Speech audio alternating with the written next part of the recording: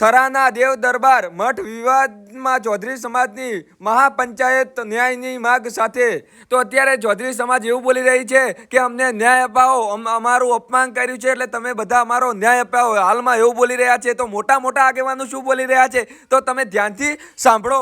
એટલા માટે કહીએ છીએ તમે ત્યાં વાત પહોંચાડો. એમને ખબર છે, જાણે છે, છતાંય મૌન છે. એ મૌન છે એ કાન ખોલીને સાંભળી લે. ઇતિહાસ સત્ય લક્ષે, અને જ્યારે લક્ષે ત્યારે સત્ય પ્રકાશિત થશે. વાદળોથી સૂર્યને ઢાંકી શકાય, પ્રકાશને રોકી ન શકાય. અને 112 ની અંદર જે કોન્સ્ટેબલ, જે પોલીસ વાળા ગયા હતા અને આજે થરા પીઆઈ રમત રમી રહ્યા છે, એ તમામ અધિકારીઓ કર્મચારીઓની પણ ઉલટ તપાસ કરવાની એ માંગણી મૂકવી જોઈએ. અને જો એમાં દોષી ઠરે છે તો એમને ઘેર મૂકી દેવા જોઈએ, સસ્પેન્ડ કરવા જોઈએ, જેથી કરી સમાજ વ્યવસ્થાની અંદર આવા પ્રકારના દૂષણો જે ઊભા થઈ ગયા છે, પેદા થઈ ગયા છે, એ થાય નહીં. આ વાત સાથે તમે બધાએ મને સાંભળ્યો, આવકાર્યો, બદલ આપ સૌનો આભારી છું. પણ ન્યાયની વાતમાં બીજી કોઈ વાત નહીં આવે. વડિયાળ જતોડા પરગણાની મારી નમ્ર વિનંતી છે કે આખો ગુજરાતનો આંધળા ચૌધરી સમાજ આપણા પર આંખ બંધ કરીને ભરોસો મૂકી બેઠો છે. આપણે પણ આ ભરોસાની અંદર ખરા ઉતરવાનું છે, ખરા ઉતરવાનું. આપણે હવે વિશેષ જવાબદારી આવી જાય છે. મારે કોઈની નામજોગ ચર્ચા નથી કરવી, પણ એક વાત યાદ આવે છે. સમાજ તરીકે, આગેવાન તરીકે કંઈક મૂકવું પડે તો મૂકતા શીખવું પડશે. મુરબ્બીએ મૂક્યું હતું, મૂકો ને, ત્યાગ તો કરો. કરશો તો સમાજ પણ જોશે કે આને ત્યાગ કર્યો છે. પાઘડીના માથે થઈ, પાઘડીના વાપે થઈ, પાઘડીના જોડે થઈ 50,000, 60,000, 70,000 ભેગું કર્યું છે ને તો ઘડીવારમાં ભેગું કરી નાખીશું. પછી કેતાની રેલો કેમ આ બાજુ પડ્યો. અમારે બીજી કોઈ વાતમાં પડવું નથી. અમારે બીજી કોઈ વાતમાં પડવું નથી. અમારે કોઈ બીજા વિષયમાં પડવું નથી. અમારે ન્યાય જોઈએ છે અને ન્યાય મેળવવા માટે અમારે જ્યાં જવું પડશે અત્યારે અમે જઈશું. અમારે બેસવું પડશે તો અમે બેસી જઈશું. પછી તમને ફાવે તમારે કરવાનું. પણ એ ન્યાયની વાત માટે અમારે જે કઈ ઘટના કરવી માંથી પસાર થવું પડશે, અમે થઈશું. મૂળ શું કરશો? તમારી પાસે સત્તા છે, પૂરી દેશો તો પૂરી દો. બેઠા છીએ ક્યાંની વ્યાજબી વાત છે. હું આટલી વાત તમારી વાતે મૂકવા આવ્યો છું. અને છતાંય પ્રશાસનનો આટલો મતભેદ કે ભોગ બનનારનો પુત્ર ફોન કરી કહે છે કે મારા પિતાનું અપહરણ થયું છે, રેકોર્ડ પર છે, અને છતાંય પોલીસ ફરિયાદ ન લે. આ કેટલા અંશની વ્યાજબી વાત છે.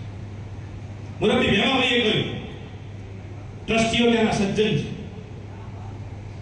ટ્રસ્ટીઓ સજ્જન છે, સમાજ વ્યવસ્થા અને ધર્મ વ્યવસ્થા સાથે સંકળાયેલા છે.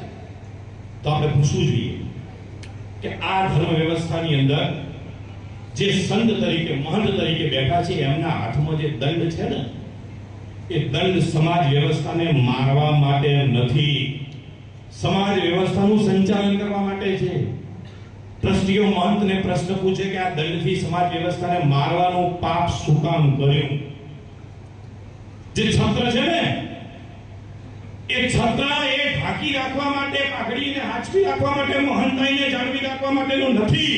અભિમાન, અહંકારને માથે ચડાઈ એટલું દુષ્કર્મ કરવાનું, એવું કૃત્ય કરવાનું, એવો જઘન્ય અપરાધ કરવાનો કે મહંત તરીકે મહંત પર બેઠેલી એક મહંતની ગાદીને પણ ખરા શરમ આવે. અને આ ચૌધરી સમાજે, મારા ચૌધરી સમાજના યુવાન ભાઈઓ એટલે શાંતિ રાખી છે, એટલે એને એવો મતલબ ન સમજતા.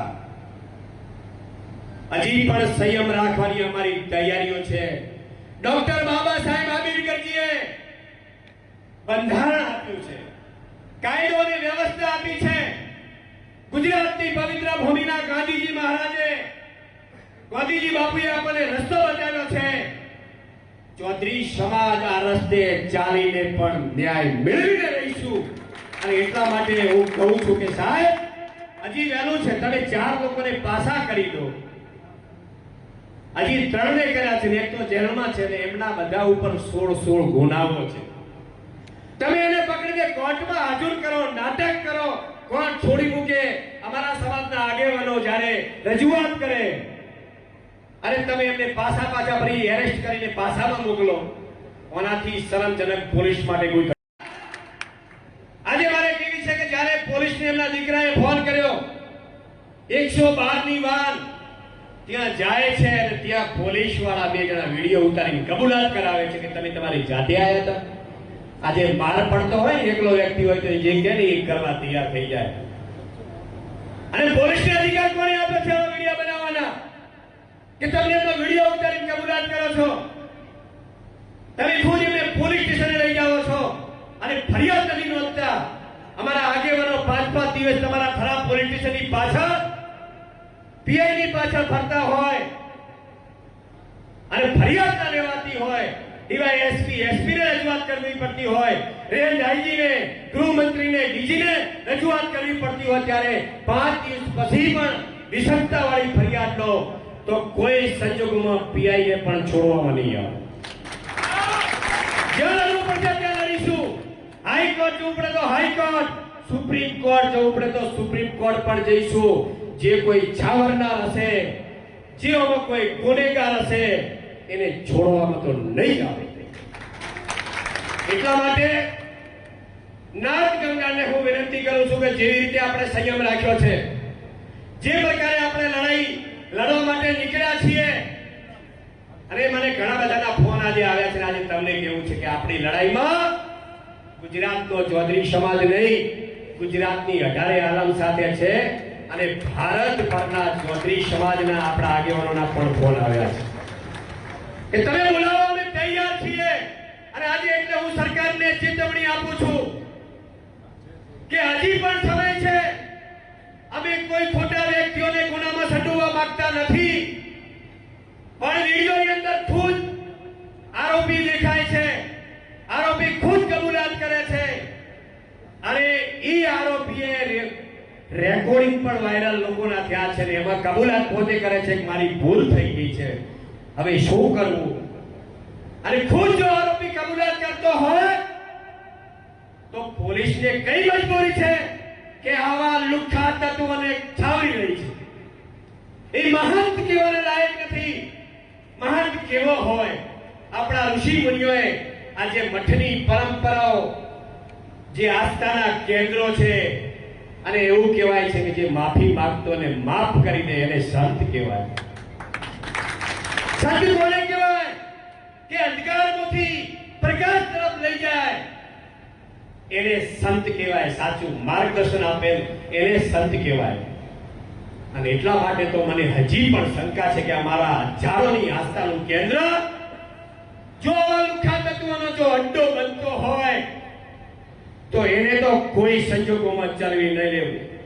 અને હું ટ્રસ્ટી ગણને પણ, સજ્જન લોકો છે એમને પણ આ તબક્કે વિનંતી કરું છું કે આપણી પણ એટલી જવાબદારી બને છે કે આપણા મઠની અંદર આવા લુખ્ખા તત્વોનું બેફામપણે એનો દુરુપયોગ થતો હોય તો આપણા પાસે પણ હું જવાબ માંગુ છું કે આપણે આ કાર્યવાહી શું કરી.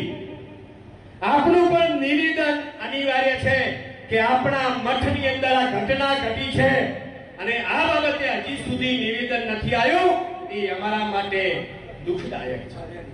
અને એટલા માટે વિનંતી કરું છું કે આ બાબતે પણ આપ યોગ્ય નિર્ણય લો એવી વિનંતી કરું છું. સાથે સાથે અમારી જે માગણીઓ છે, અગાઉ પણ હિન્દવાણી પ્રકરણમાં અને કાગરેજી પ્રકરણો મળ્યું ત્યારે પણ આપણે માગણીઓ કીધી હતી, અને અત્યારે પણ અહીંયા બેઠેલા આગેવાનોની અને સમાજના સૌની માગણીઓ છે એ આપણા સમક્ષ રજૂ કરું છું.